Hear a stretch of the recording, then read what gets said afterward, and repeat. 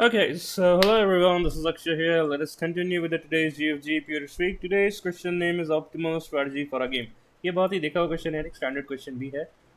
इस क्वेश्चन को पढ़ते हैं, देखते हैं कौन कौन से पॉसिबल अप्रोचेस हैं, and then we can code and think of the all the possible solutions.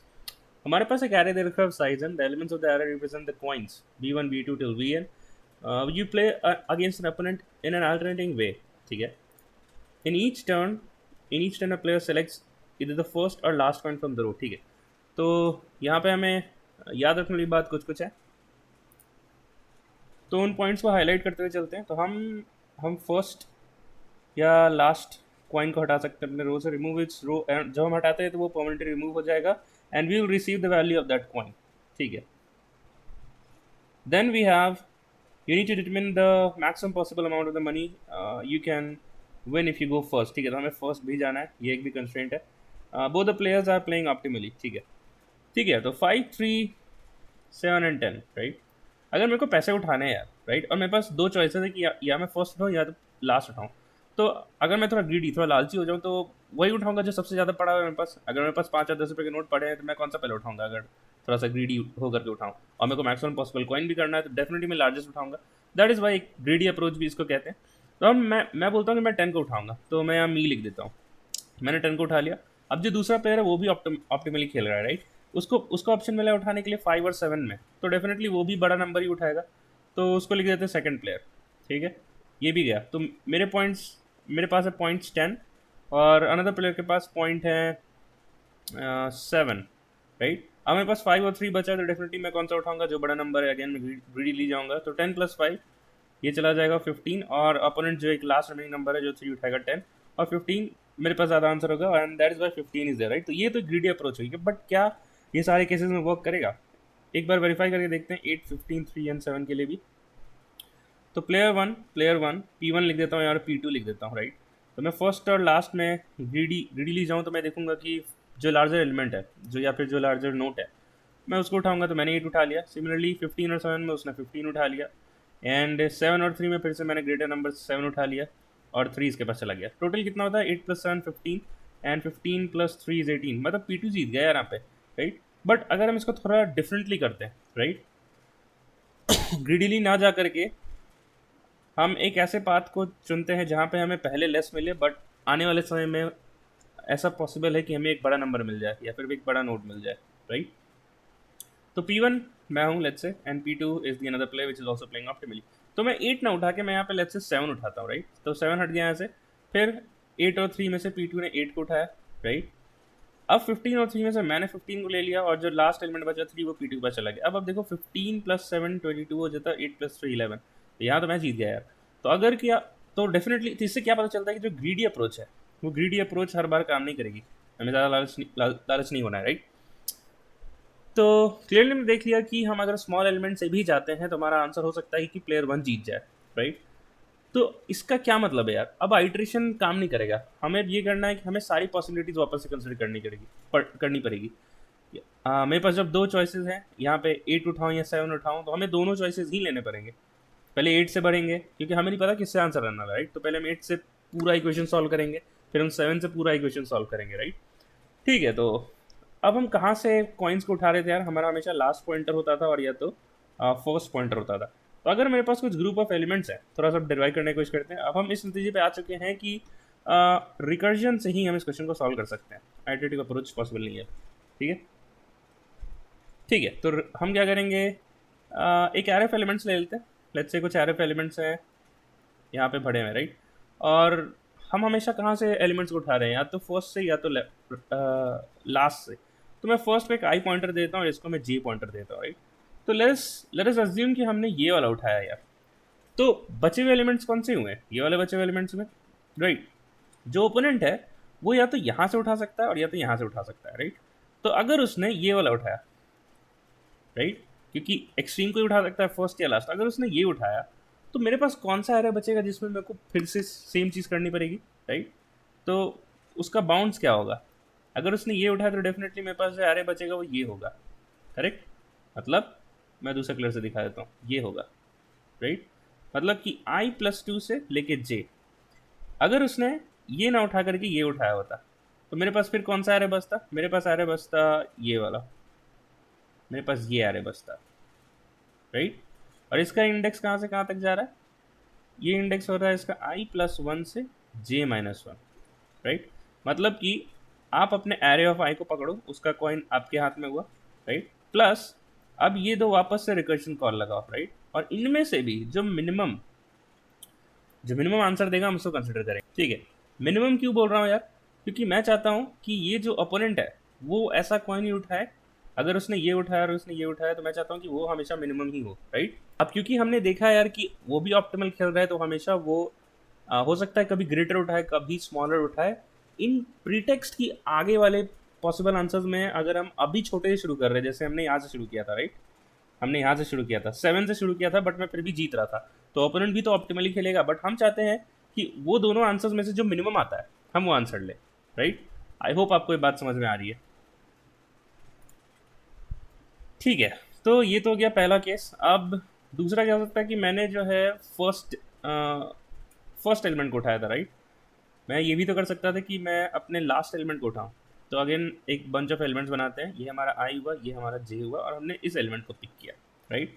तो हमारे पास रिजल्टेंट एरे जो बचेगा वो ये होगा। अब इन्हीं में से ओपोनेंट अपना कोई पिक करेगा, या तो ये पिक करेगा या तो ये पिक करेगा, राइट। अगर उसने लेट्स से यहाँ पे पिक करता है तो सबसे पहले तो हमारा जो हमने पिक किया था ए ऑफ जे प्लस लिख देंगे फंक्शन ऑफ, तो हमारा एरे बाउंड कहाँ हो जाएगा, अगर उसने ये पिक किया, राइट, तो हम जिसमें से पिक करेंगे वो रिजल्टेंट एरे कौन सा बचेगा, वो यहाँ से लेके यहाँ तक का होगा, करेक्ट। तो वापस से एरे के इंडेक्सेस पास कर देते हैं i, j-2, ठीक है। अब एक और फंक्शन कॉल होगा, दूसरा फंक्शन किसके लिए कॉल होगा कि अगर उसने ये ना पिक करके, मैं इसको रब कर देता हूँ,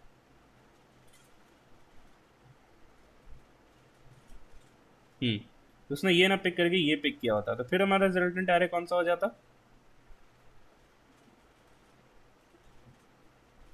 तब हमारा रिजल्टेंट एरे हो जाता ये वाला, राइट, ये हो जाता। इसकी इंडेक्सेस क्या है यहाँ पर, फंक्शन ऑफ i+1 से j-1, सही है, ठीक है। अब क्योंकि प्लेयर ऑप्टिमली खेल रहा है, बट हम चाहते हैं हम इनमें से मिनिमम वाला ही पार्ट लेंगे, राइट, क्योंकि हमें अपना मैक्सिमम पॉसिबल बनाना है, ठीक है यार। तो ये सारे रिकर्शन कॉल मैं देख पा रहा हूँ अगर मैं आई और जे पॉइंटर से आगे बढ़ता हूँ तो, राइट। तो चलो इसको कोड करने की कोशिश करते हैं। अब बेस केसेस भी डिसाइड करेंगे क्या कर सकते हैं, या फिर बेस केसेस देख ही लेते हैं। हम क्या कर रहे हैं कि हम यहाँ पे अपना एलिमेंट उठा रहे हैं या तो आई से या तो जे से। तो एक पॉसिबल सिनेरियो ऐसा होगा कि अभी क्या है, हमेशा जे लेस ग्रेटर देन आई है, राइट।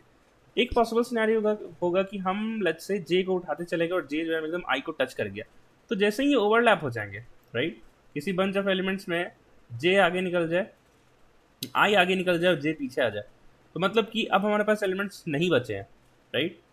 तो मैं लिखूंगा if I greater than equals to J, then definitely हमें अपने रिकर्जन को स्टॉप करना और वहाँ से कोई आंसर नहीं आएगा। अब एक पॉसिबिलिटी ऐसी होगी कि दोनों ही इंडेक्स सेम पे पॉइंट कर रहे हैं, राइट। जिसका क्या मतलब यार कि आपके पास सिर्फ एक एलिमेंट बचा है जिसको आप पिक करोगे, तो इन दैट केस आंसर क्या होना चाहिए, वो खुद एलिमेंट, वो एक अकेला एलिमेंट। या तो आप रिटर्न ऑफ ए ऑफ आई लिख दो, या तो आप लिख सकते हो रिटर्न ऑफ ए ऑफ जे, क्योंकि वो इंडेक्स सेम ही एलिमेंट पे पॉइंट कर रहा है, राइट। ठीक है, इसको कोड करते हैं and then let us see what we can proceed ahead with the another solution, memoization जैसे। ठीक है, तो हम एक फंक्शन बनाएंगे सबसे पहले यहाँ पे आप हम एक फंक्शन बनाते हैं। तो लॉन्ग है तो हम यहाँ पे स्टैटिक है तो हम स्टैटिक भी देते हैं। स्टैटिक क्यों देते हैं यार, क्योंकि स्टैटिक फंक्शन ही दूसरे स्टैटिक फंक्शन को कॉल कर सकता है, नहीं तो आपको एरर आ जाएगा, राइट। ठीक है, तो हमारे पास एक इंट आई है and then we have int J and what else we have, array को भी, जिस एरे को जिसमें आप इंडेक्स एक्सेस कर रहे हो that array we also need to pass, right. ठीक है, तो बेस केस हमने देखा था, या फिर पहले हम रिकर्सिव कॉल लिख लेते हैं। तो या फिर बेस केस लिख ही लेते हैं। So if I is greater than equals to J then means we need to stop our recursion, और इस केस में हमारे पास कोई आंसर नहीं आएगा, सो विल से रिटर्न 0। ठीक है, अब होगा कि if I equals to j, तो in that case we will say the element itself will be my answer for that particular state of recursive call। ठीक है, तो आप यहाँ पे रिटर्न ऑफ एरे ऑफ आई भी लिख सकते हो, या फिर आप लिख सकते हो रिटर्न एरे ऑफ जे। ठीक है, अब हम यहाँ करेंगे 2 कॉल्स। ठीक है, पहला कॉल क्या होगा, फर्स्ट कॉल जिसमें हो गया I will pick the ith element, right. तो मैं यहाँ क्या करूँगा, 2 कॉल्स होंगे यार। तो सबसे पहले तो जो जिस कॉइन को मैंने उठाया उसका वैल्यू मेरे पास आ जाएगा array of I plus function. अब एरे की रेंज कहाँ से कहाँ तक हो गई थी यार, वापस चलते ओपन बोर्ड में। तो मैं जब आई को उठाया था तो i+2 से j और i+1 और j-1 मैं यही लिखूंगा। i+2 के लिए वापस से कॉल करो, एंड किसके लिए कॉल करो, फंक्शन ऑफ i+1 से j-1 के लिए भी वापस से कॉल करो, and you pass the array, right. ठीक है, तो इनमें से हमें क्या चाहिए, मैथ डॉट मिनिमम, करेक्ट। तो math dot minimum both the cost. I hope आपको ये बात समझ में आ रही है कि मिनिमम क्यों ले रहे हैं यार। सिंपल सा रीज़न ये है कि हम मिनिमम इसलिए ले रहे हैं कि देखो, सबसे पहले तो हमने ये चीज़ क्लियर हो गई कि कहाँ पर रिकर्सिव कॉल लगाना है, राइट। और आप देख सकते हो कि ये जो बाउंड है, ये जो बाउंड है एरे का, इसमें हमने पिक करना है, like this is my chance to pick in this bound of array. Similarly यहाँ पे भी, बट ओपोनेंट क्या यार, ऑप्टिमल खेल रहा है, राइट। तो वो ऐसे उठाएगा कि हमारा जो नेक्स्ट मूव है वो मिनिमम हो जाए, right. So that is why हम यहाँ पे मिनिमम लगा रहे हैं। मैं अपना कॉल लिया प्लस मिनिमम, ये मिनिमम इसलिए आ रहा है क्योंकि हमारा जो ओपोनेंट है वो भी ऑप्टिमली खेलता है, राइट। तो वो चाहेगा कि हमारा जो नेक्स्ट पिक हो वो मिनिमम हो, so that is why we are taking the minimum in both the cases, right. ठीक है, तो सेकंड कॉल भी लिख लेते हैं। सेकंड कॉल हो गया कि I will pick the jth side. तो यहाँ पे क्या होगा, एरे ऑफ j मेरे पास हो जाएगा for the value I will have, and similarly math dot min मेरे को दोनों केस के लिए लेना होगा। So I will call function, and यहाँ पे क्या क्या थे parameters, so I comma j-2 and i+1 j- again. तो इस चीज़ को पूरे को कॉपी कर लेते हैं एंड यहाँ पेस्ट कर लेते हैं। तो I what was it, I comma j-2, so it is I comma j-2, और दूसरा जो रेंज था वो i+1 j-1 ही था, राइट। ठीक है, तो ये हो गया हमारा। अब इन दोनों में से जो मैक्सिमम है वो हमारा आंसर होगा। ये तो दोनों वेज हुए, राइट। आई होप आपको ये बात समझ में आ रही है। ये दो वेज कौन सी दो वेज है यार, तो सिंपल ये वाला वेज है। जब हमने इस के लिए ड्राइलन देखा था 8, 5, 3 एंड 7 के लिए, राइट। तो हमने क्या किया था, हम 7 से भी चलना शुरू किए थे और तब हमारा आंसर आया था 22। सिमिलरली हम 7 को ना छोड़ करके हम 8 से चलना शुरू किया था, तब हमारा आंसर आया था 15, राइट। तो इन दोनों का मैक्सिमम में कंसिडर करना है, वही हमारा आंसर है, राइट। तो दैट इज वाई हम बोथ रिकर्सिव कॉल के लिए हम अपना एक मैक्सिमम मेंटेन करेंगे। तो पहले इसको स्टोर कर लेते हैं किसी चीज़ में। So let's say long X, and this is nothing but long Y, right. हम यहाँ पे कर देंगे return math dot max X comma Y, that's it. And let us call the function here as well. So return, हमने function यहाँ नहीं लिखा है, so let me write it, function. हम क्या पास करेंगे, 0, आई की वैल्यू 0 थी, और राइट मोस्ट साइड की वैल्यू क्या है, the last index that is n-1 and the array itself, right. एक बार कंपाइल एंड रन करते हैं, देखते हैं कोई सिंटैक्टिकल मिस्टेक हुआ है या नहीं। ठीक है यार, तो कंपाइलेशन सक्सेसफुल हो गया है। हो सकता है पिछले 3-4 मिनट में वॉइस थोड़ी अच्छी नहीं हुई थी यार, पता नहीं हेडफोन शिफ्ट हो गया था किसी तरीके से। ठीक है, सो लेट अस कंटिन्यू। तो आई होप आपको ये बात समझ में आ गया होगा, and let us hit the submit button. So while it is submitting, तो उसको देखने से पहले हम लोग एनालाइज करेंगे कि इसकी टाइम को मिस्टेक क्या है सबसे पहले। तो हम क्या कर रहे हैं ना, हर एक अगेन हम लेफ्ट से भी जा रहे हैं, राइट से भी जा रहे हैं। तो अब it is as good to say कि हर एक एलिमेंट से 2 चॉइसेस ले रहे हैं हम, right. So 2 power n would be your time complexity. Space complexity again क्या हो जाएगा, स्पेस कॉम्प्लेक्सिटी क्या हो जाएगा यार, ऑक्सिलरी स्टैक में मैं कहता हूँ O(n) कैसे, क्योंकि अगर आप किसी एक पर्टिकुलर बंच से शुरू कर रहे हो, 7 से शुरू कर रहे हो, राइट। तो जब तक सारे एलिमेंट्स खत्म ना हो जाएंगे रिकर्सिव कॉल होती जाएगी, और जैसे ही सारे एलिमेंट्स खत्म हो गए तो पेरेंट कॉल बैक होना शुरू हो जाएगा, right. So O(n) would be your auxiliary space. तो डेफिनेटली हमारे पास TLE आ गया होगा, क्योंकि जो कंस्ट्रेंट है वो 10 पावर 3। अगर यही कोई नंबर होता 0 से लेकर 25 के बीच में, तो डेफिनेटली अपना ये अप्रोच भी सबमिट हो जाता, क्योंकि अगर आप 2 पावर 10 पावर 3 करोगे, राइट। सो डेफिनेटली ये एक बहुत बड़ा नंबर है 10 पावर 8 से, और हमारे अपने कोड को सबमिट होने के लिए 1 सेकेंड चाहिए होता है, which is approximately equal to 10 power 8 iterations. तो अगर इसके में कोड किया तभी हमारा अप्रोच और कोड सबमिट होता है, ठीक है। तो इसको मेमोराइज करते हैं। तो अगेन, तो रिकर्जन के क्या ऑप्टिमाइजेशन होता है, मेमोराइजेशन होता है, राइट। तो अगर आपने डायनिंग प्रोग्रामिंग की वीडियो देखी, हम यहाँ पे अपने यूनिट प्लेस मेंटेन करते हैं, और अभी तक सब्सक्राइब नहीं किया तो प्लीज़ सब्सक्राइब कर दो। एंड एडवांस टॉपिक्स को मेंटेन करते हैं, leet code solution schedule preparation भी करते हैं, राइट। इसमें जो बंच ऑफ 100 क्वेश्चन है, बहुत ही स्टैंडर्ड क्वेश्चन जो कि हमेशा अपने दिमाग में रखने चाहिए for the purpose of solving any other variation of these particular question, या फिर कोई भी क्वेश्चन डी सेगा, राइट। तो डीपी में जब आओगे तो आपको फर्स्ट वीडियो मिल जाएगा, that what is dynamic programming, recursion, memorisation और टेबुलेशन कहाँ से आया, क्यों आया। तो यहाँ पे हमने 5 पॉइंट डिस्कस किया था यार। किसी भी रिकर्जन अप्रोच को मेमोराइजेशन में बदलना है तो हम सबसे पहले स्टेट्स आइडेंटिफाई करते हैं, राइट, कि कौन कौन से वैल्यूज चेंज हो रही है रिकर्सिव कॉल के समय, राइट। तो अगर आप देखोगे रिकर्जन में कितने पैरामीटर्स है, स्टेट्स वहीं से मिलेंगे जहाँ पे पैरामीटर्स है। तो पैरामीटर्स में आई और जे हमेशा चेंज हो रहा है, देख आई+2, फिर जे बन जाता है, जे-1 हो जाता है, राइट। बट आप देखो कि थर्ड पैरामीटर जो आ रहा है वो कभी भी चेंज नहीं होता है, हमने उसमें कभी कोई छेड़छाड़ नहीं किया। तो यहाँ पे 2 स्टेट्स हैं, तो जितने भी स्टेट्स हैं उतने डायमेंशन का मेमोराइजेशन एरे बनता है, राइट। तो बना देते हैं। सो इंट मेमो इक्वल्स टू, ये लॉन्ग है, right, so new long n+1 to n+1, right. तो इसको भी हम लॉन्ग लिख देते हैं। थर्ड क्या होता है कि हमें इस मेमोराइजेशन एरे को फिल करना है किसी एक ऐसे वैल्यू से जो कभी भी किसी भी स्टेट का आंसर नहीं हो सकता है, राइट। अब आप ये देख सकते हो कि हमारा जो भी आंसर आएगा, क्योंकि जो सारे एलिमेंट्स हैं वो पॉजिटिव है, तो नेगेटिव आंसर्स कभी नहीं होंगे, राइट, किसी भी स्टेट के लिए। अगर एक एलिमेंट हो या 2 एलिमेंट हो या 3 एलिमेंट हो, कभी भी नेगेटिव आंसर्स नहीं होगा। तो हम क्या करेंगे, अपने सारे सेल्स को फिल कर देंगे -1 से, या फिर आप कोई भी नंबर -1 -2 कुछ भी ले सकते हो आप, राइट। तो एरेज डॉट फिल, -1 तो आपने हर बार देखा होगा, चलिए इस बार -2 ले लेते हैं। तो हमने फिल कर दिया -2 से, ये हमारा सेकंड स्टेप कंप्लीट हो गया। फर्स्ट हमने स्टेट्स एनालाइज किए, उतने डायमेंशन का एरे बना दिया। तीसरा होता है कि आप इस मेमोराइजेशन एरे को पास करो एज अ पैरामीटर। अब इसके 2 तरीके हैं, आप इसको एज अ पैरामीटर पास कर दो, राइट, या फिर आप इसको एज अ ग्लोबल वेरिएबल बना दो, राइट, वो भी आप कर सकते हो। बट ठीक है, यहाँ पे पैरामीटर्स पास करते हैं। तो ये इंट नहीं है एक्चुअली में, ये लॉन्ग है। And let's just copy paste the same thing in the recursive call as well.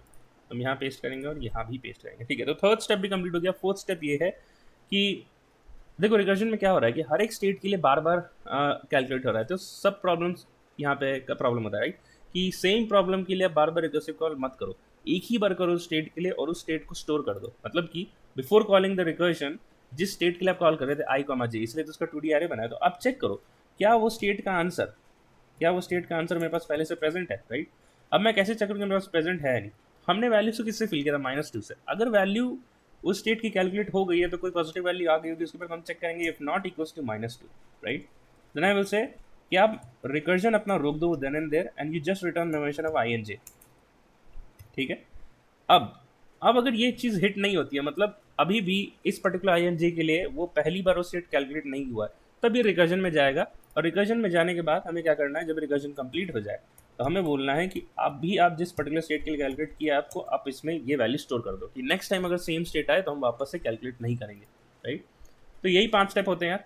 अब इसको कंपाइल एंड रन करते हैं वापस से, ठीक है। तो रन हो गया और ये सोल्यूशन बहुत अच्छे से मेमोराइज हो गया। तो रिकर्जन एक बार बस आपको देखना होता है कि पॉइंटर्स कैसे कैसे चेंज होंगे, मिन मैक्स कब क्या लेना है वो सब देखना है। एक बार वो कर दिया तो मेमोराइजेशन लिखना बहुत ही सिंपल है। सो दैट इज इट यार। तो अब बताओ इसकी टाइम एंड स्पेस कॉम्प्लेक्सिटी क्या हो जाएगी। हमने जो स्टेट्स है, टोटल स्टेट्स क्या है, n×n, राइट, और हर एक स्टेट को एक ही बार कैलकुलेट कर रहे हैं। तो मतलब टाइम कॉम्प्लेक्सिटी क्या हुई, total number of states that is n×n, right. अब n की पावर n जो है वो 10^3 को मैक्सिमम पॉइंट करता है। So n×n would be nothing but 10^6 which is less than 10^8। तो हमने अभी सोल्यूशन को लेस देन 10^8 आइटरेशन पे कोड कर दिया, तो that is why solution submit हो गया। स्पेस कॉम्प्लेक्सिटी क्या हो जाएगी, अगेन हमने लॉन्ग मेमोराइजेशन एरे बनाया n×n, तो n×n इसका स्पेस भी हो गया, राइट। तो अगर ये क्वेश्चन समझ गए हो, वीडियो से हेल्प मिला और अभी तक सब्सक्राइब नहीं किया है तो जरूर से कर दो यार। And let us meet again in the next video. तो लास्ट वीडियो में हमने मैक्सिमम डॉट प्रोडक्ट कवर किया था यार, उसमें भी 4 अप्रोचेस देखे थे हमने। पॉसिबल अप्रोचेस की रिकर्जन सही होगा या फिर आइटरेशन से भी काम हो सकता है।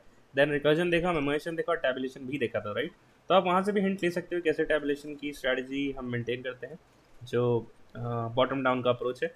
सिमिलरली इस क्वेश्चन के लिए आप खुद से ट्राई करना टैबुलेशन, एक बार हो जाए तो कमेंट सेक्शन में बता भी देना। Else we will update the code and the explanation in our GitHub repository.